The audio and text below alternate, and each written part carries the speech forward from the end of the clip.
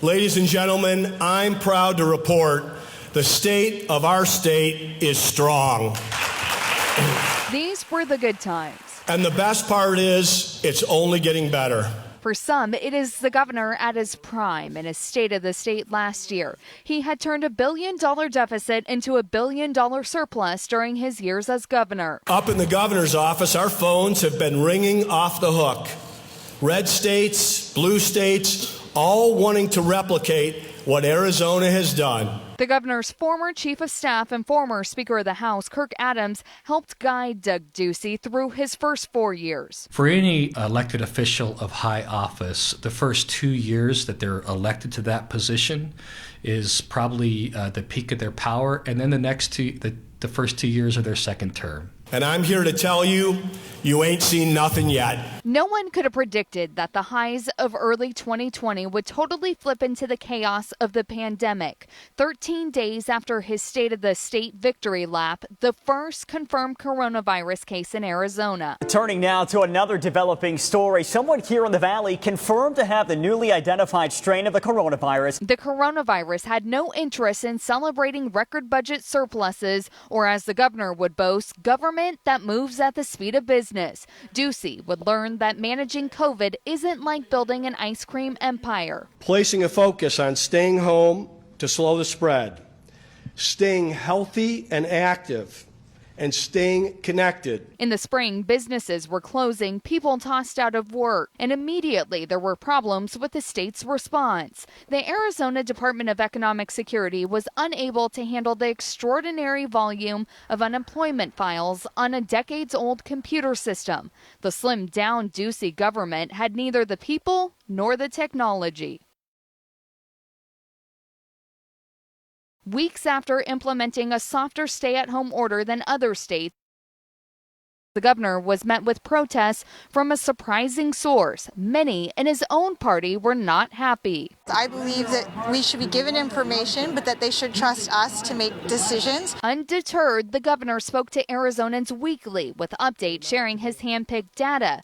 By early May, he ended a stay-at-home order at a time the Trump presidential campaign was taking aim at Arizona's swing state electoral votes. The pandemic ignored the briefings and visits from the president. By early June, nearly 1,000 deaths. Does that not alarm you, Governor? Again, you made the decisions about reopening. Howie, we mourn every death in the state of Arizona. Everything that we have done since the original emergency order on March 11th and the first executive order to protect people in long-term care has been to reduce the spread of this virus and to save and protect as many lives as possible. But the governor's soft government approach was failing. In early July, Arizona became the most infectious place in the world for COVID-19 for the first time. The president used Ducey as the model for managing the pandemic. Doug would call, I'd take his call. And Ducey changed from ordering closings to calling for personal responsibility. Wear a mask and stay socially distanced. Politics in the presidential election quickly elbowed COVID aside as Arizona hosted rallies for the president where thousands would stand shoulder to shoulder, proudly not wearing a mask, including the governor. Stunningly, the governor, who touted a booming economy and an Arizona century, couldn't deliver a Trump victory and stood by the results. We do elections well here in Arizona. That triggered a very public falling out with the president and his Arizona supporters. The January 2020 victory lap clearly over.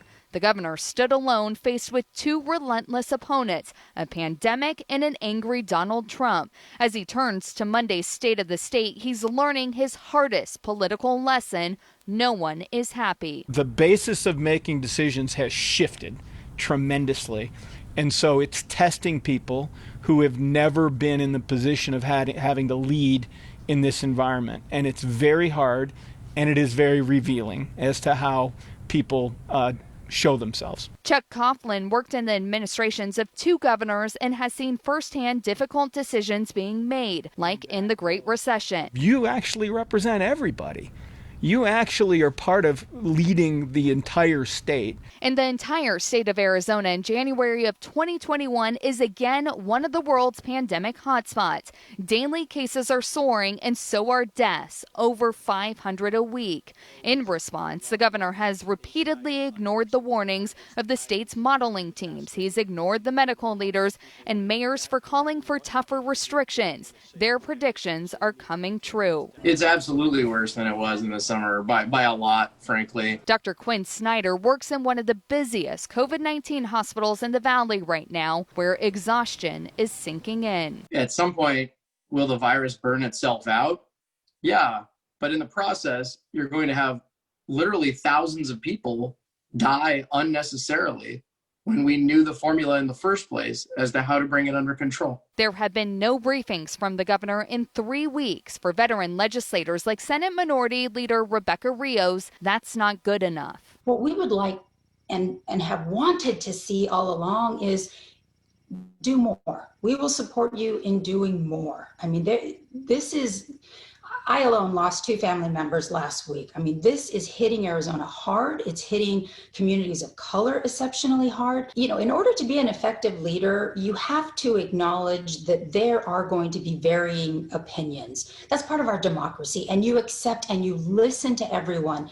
But at the end of the day, I think it's incumbent upon leaders to identify what can I do that will provide the most good for the most Arizonans. Governor, I just want to thank you for being a model of bringing us together. For those wondering who is in the governor's ear and what is he hearing from allies of his, you only need to listen to the 2021 legislative luncheon with the Arizona Chamber on Friday. And the way you've handled things in COVID-19, you've brought the state together. You've brought both parties together. It's a model. It's an inspiration. But is that true? And how united is Arizona? We've seen images across the country last week of a breach of the U.S. Capitol. And outside the state capitol, there were those in his own party calling him out. ABC 15 has been asking the governor, how can he unify the state since this past summer? My message for unity is let's wear a mask, let's wash our hands, and let's be physically distant. So how does the governor write a state of the state in these difficult times? Adams says it will likely be focused on the pandemic. But with the state so divided, there's the question,